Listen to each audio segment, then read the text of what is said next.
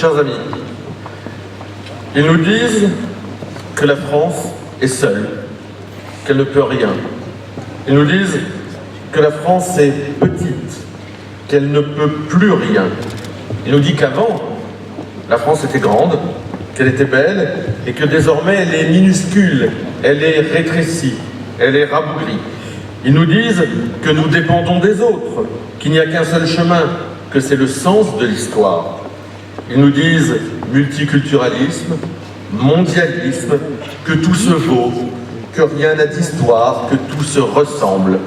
Ils, ce sont ces gens qui, lorsqu'ils sont au pouvoir, agissent si mal alors que lorsqu'ils sont en campagne électorale, ils parlent si fort. Les républicains, ils, ce sont ces marcheurs qui boitent un peu.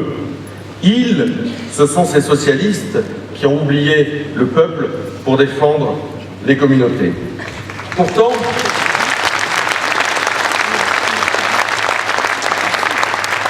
et c'est bien notre sujet, notre culture est notre identité. Dans ce pays, un village sur deux s'appelle Saint quelque chose, les fameux saints qui ont disparu des éphémérides.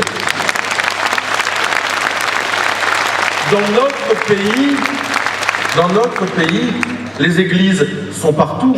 Cela ne nous transforme pas en bigots, nous sommes laïcs, mais c'est ainsi, c'est notre histoire.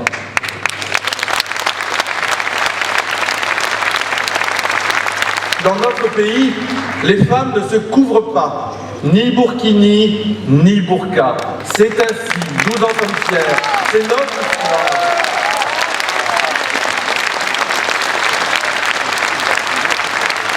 C'est notre histoire et c'est notre force, parce que nous savons où nous allons.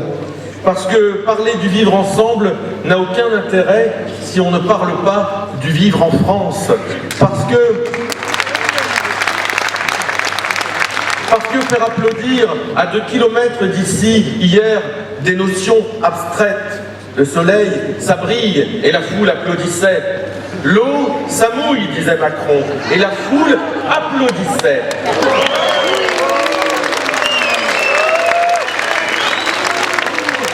Si ma tante en avait, ce serait mon oncle, et la foule applaudissait.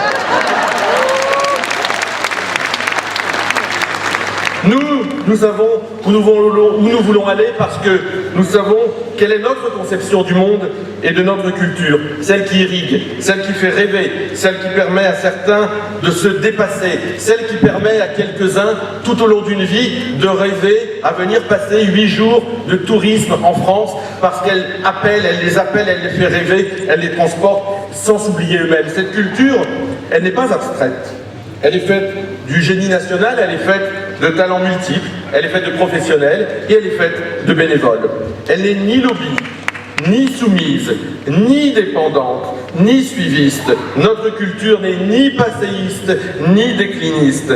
Elle a pour ambition de continuer à s'exporter, à rayonner, à raisonner, à faire rêver et encore à conquérir des espaces, ceux-là même géographiques ou sociaux, qui ont été parfois oubliés. La politique culturelle que nous souhaitons est offensive. Elle ne rime ni avec censure, ni avec copinage.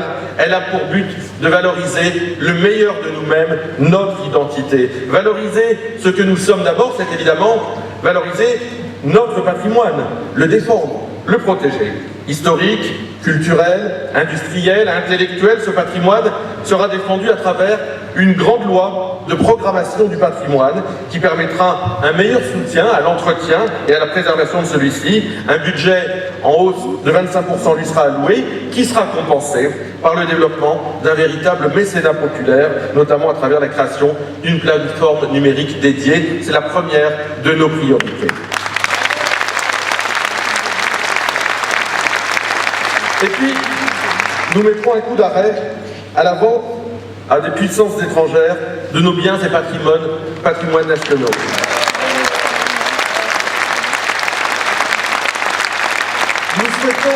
Nous souhaitons que cesse de voir ces patrimoines historiques ou même vinicoles vendus au Qatar, à Dubaï.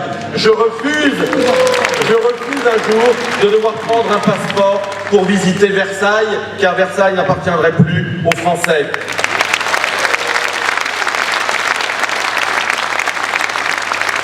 Cette France du génie et du talent qui protège son histoire et son identité sera aussi cette France qui défendra l'exception culturelle, premier acte finalement de la priorité nationale, qui défendra le droit d'auteur, qui supprimera Adopi et ouvrira le chantier de la licence globale. Tout ce à quoi ils ont renoncé. Notre France qui libère les talents s'attachera évidemment à soutenir ces talents souvent méprisés, parfois oubliés, par les tenants d'un système qui promeut uniquement ses copains. Nous sommes, par exemple, premiers en matière de musiques électroniques. La France produit les meilleurs génies des musiques électroniques. Eh bien, les tenants de ce système méprisent l'éducation musicale dans les établissements scolaires. Nous restaurerons cette éducation musicale afin de pouvoir exporter les meilleurs d'entre nous. Dans tous les pays anglo-saxons existent des chorales et des orchestres dans les collèges et dans les lycées. Pourquoi? Parce que ça leur permet d'exporter leur culture. Eh bien oui, nous restaurons cette éducation et développerons cette éducation musicale.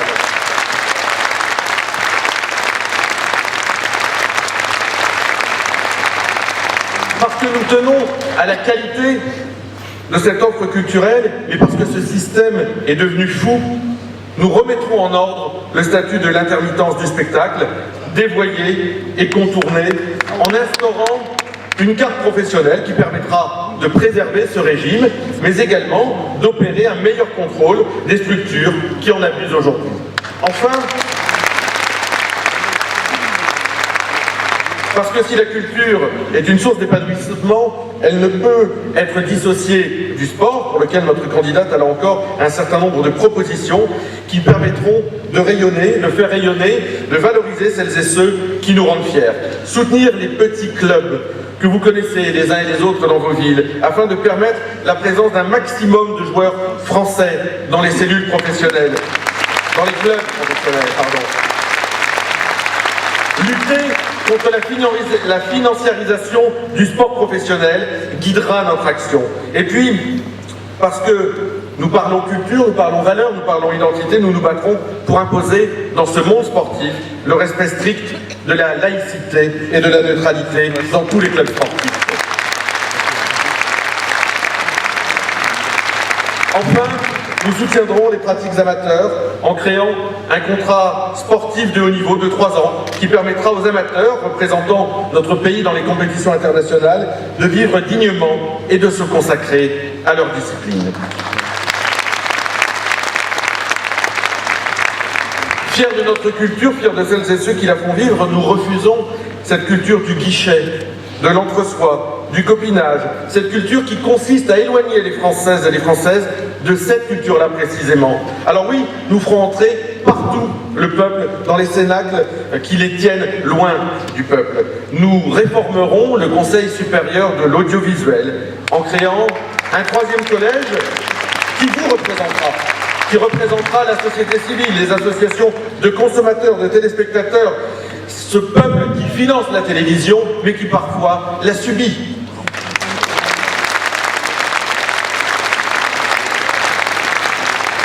Nous ferons entrer le peuple partout où il dérange, afin de contrôler, de proposer et d'utiliser à bon escient les outils médiatiques que ce peuple lui-même finance.